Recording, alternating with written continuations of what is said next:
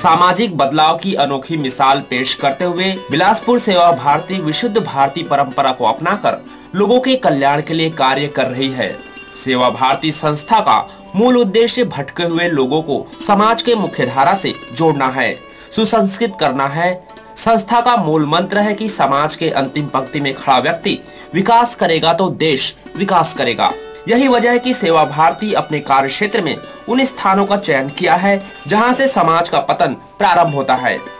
उन स्थानों पर लोगों को न सिर्फ संस्कारों की शिक्षा दी जाती है, बल्कि समाज से पिछड़ते लोगों को सारी मूलभूत सुविधाएं भी उपलब्ध कराई जाती है।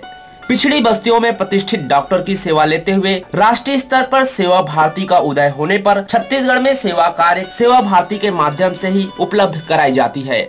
बिलासपुर में सेवा भारती का गठन 30 अक्टूबर 1994 को प्रांतीय समिति के द्वारा किया गया। 19 जनवरी 1995 को विधिवत बिलासपुर सेवा भारती के नाम से पंजीयन कराकर सेवा कार्य प्रारंभ किया गया है, जो अब तक विभिन्न माध्यमों से पिछड़े हुए लोगों को आगे बढ़ाने का कार्य कर रही है। वर्ष 2002 में छत्तीसगढ़ प्रांत के 4 स्थानों पर बिलासपुर, कुनकुरी, लैलूंगा एवं पत्थलगांव में वनवासी एवं पिछड़ी जाति के छात्र छात्राओं हेतु कंप्यूटर की प्रारंभिक शिक्षा देने के लिए कंप्यूटर प्रशिक्षण केंद्र प्रारंभ किया गया।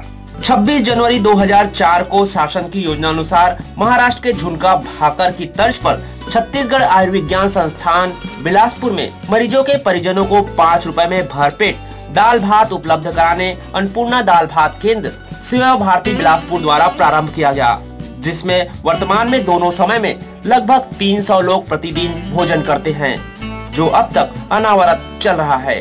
इस कारण मरीज के परिजन को राहत महसूस होती है। वर्ष 2004 में शासन की योजना अनुसार बाल श्रम समाप्त कर 14 से कम उम्र के बालक बालिकाओं में शिक्षा के प्रति रुचि उत्पन्न कराना है। इस दृष्टि से शासन ने सेवा भारती बिलासपुर को 5 बाल श्रमिक विद्यालय चलाने का उत्तरदायित्व सौंपा। शहर के झुग्गी झोपड़ियों में रहने वाले, पन्नी बीनने वाले तथा बाल श्रम की चपेट में आने वाले विशेषकर श्रमिकों के बच्चों की शिक्षा की उचित व्यवस्था बिलासपुर नगर में गणेश नगर, झोपड़ापारा, अमेरी तथा तिपरा में बाल श्रम विद्यालय संचालित किया गया है, जिनमें 250 विद्यार्थी अध्ययनरत है।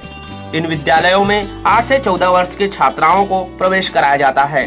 छात्रों को प्रति माह 100 रुपए की छुट्टी दी जाती है और मध्याह्न भोजन भी उपलब्ध कराया जाता है। विद्यालय की 3 वर्ष की पढ़ाई में उन्हें 5वीं कक्षा उत्तीर्ण कराकर अन्य विद्यालय में प्रवेश कराया जाता है। अभी तक लगभग 1000 बच्चे सेवा भारती के माध्यम से इस योजना के अंतर्गत लाभान्वित हो चुके हैं।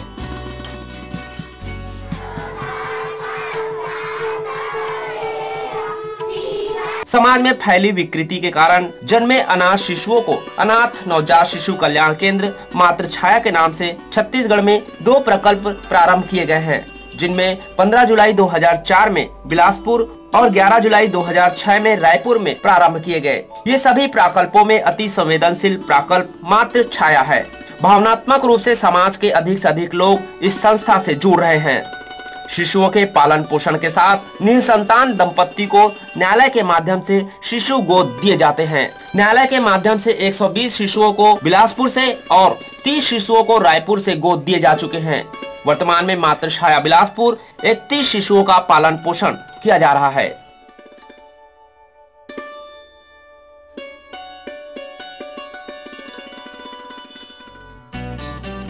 वनवासियों के उत्थान के लिए सेवा भारती द्वारा छत्तीसगढ़ प्रांत में कुल 10 छात्रावास वनवासी बच्चों के लिए संचालित है।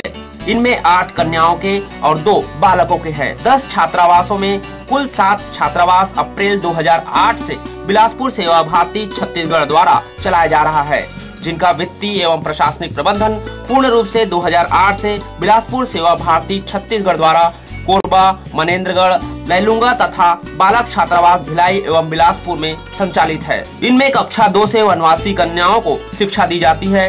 शेष छात्रावास में 6 से 12वीं तक के बच्चे निवासरत रहकर शिक्षा ग्रहण कर रहे हैं।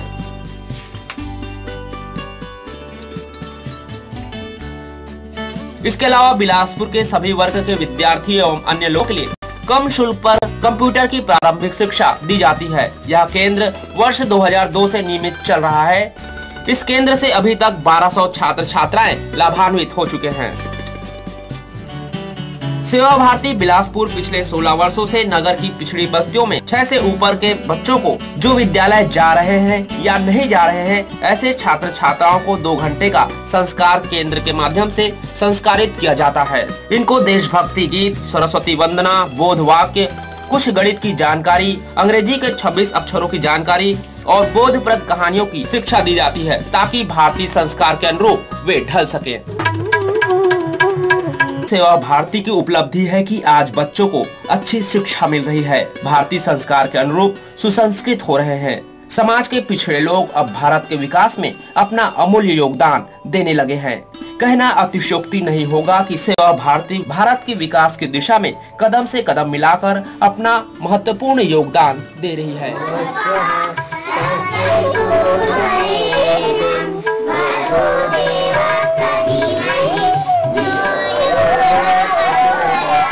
अमेरिका की श्रीमती आशा सहगल ने अपने पति की स्मृति में मेजर श्री कृष्ण सहगल सेवा विद्या मंदिर इंग्लिश मीडियम प्रारंभ करने का आग्रह किया था। उस आग्रह को स्वर्गीय विष्णु जी ने बिलासपुर सेवा भारती के सदस्यों के माध्यम से पूर्ण किया। यह विद्यालय बहुत अच्छी तरह से चल रहा है। विद्यालय में नर्सरी से 4वीं तक की कक्षाओं में कुल 90 छात्र छात्राएं अध्ययनरत है। प्राचार्य और स्टाफ बहुत अच्छा है। अंग्रेजी माध्यम होने के बावजूद भी संस्था ने एक संस्कार युक्त पुस्तक प्रदान की है, जिसमें भारतीय संस्कृति का समावेश है। यहाँ का परीक्षा परिणाम प्रतिवर्ष 100% रहता है। स्थानीय सांसद पुन्नूलाल मोहले जी द्वारा वर्ष 2002 में प्रदत्त एम्बुलेंस सेवा वाहन के माध्यम से बिलासपुर में एम्बुलेंस लगातार चल रही है। रोगियों को अस्पताल में कम शुल्क पर यह सेवा उपलब्ध कराई जा रही है, जिससे नगर और आसपास के लोग लाभान्वित हो रहे हैं। वहीं लोगों की जीवन रक्षा भी हो रही है।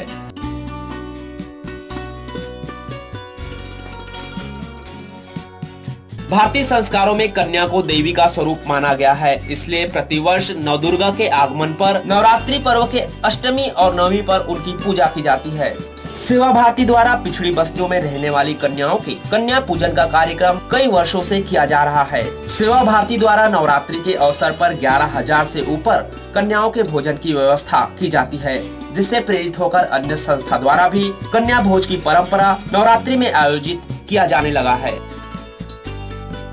मानसिक शांति और अध्यात्म की दिशा में भजन को प्रमुख स्थान दिया गया है। सेवा भारती ने अपने सामाजिक उन्नति के कार्यक्रम में भजन को प्रमुखता से स्थान देते हुए पिछड़ी बस्तियों के महिलाओं और भजन मंडलियों को अपने प्रतियोगिता में शामिल किया है, जिसमें प्रतिवर्ष प्रतियोगिता आयोजित कर भजन मंडलियों को प्रथम, द्वितीय और तृतीय स्थान से पुरस्कृत किया जाता है।